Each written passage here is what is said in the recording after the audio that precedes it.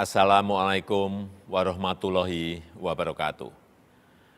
Hari ini saya ingin menyampaikan perkembangan vaksin COVID-19.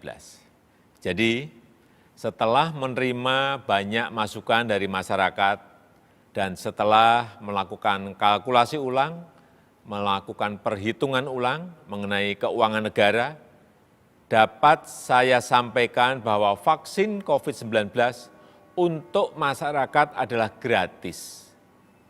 Sekali lagi, gratis, tidak dikenakan biaya sama sekali.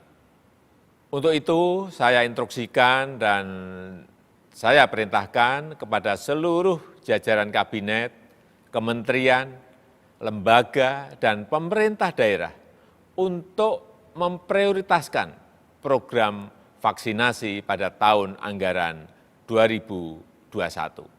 Saya juga menginstruksikan dan memerintahkan kepada Menteri Keuangan untuk memprioritaskan dan merealokasi dari anggaran lain terkait ketersediaan dan vaksinasi secara gratis ini, sehingga tidak ada alasan bagi masyarakat untuk tidak mendapatkan vaksin.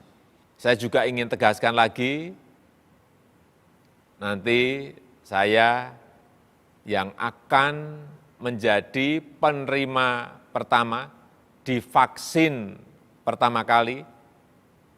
Hal ini untuk memberikan kepercayaan dan keyakinan kepada masyarakat bahwa vaksin yang digunakan aman.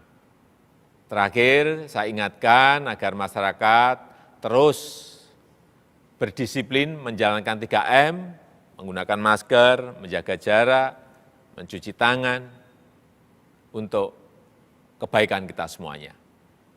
Terima kasih. Wassalamualaikum warahmatullahi wabarakatuh.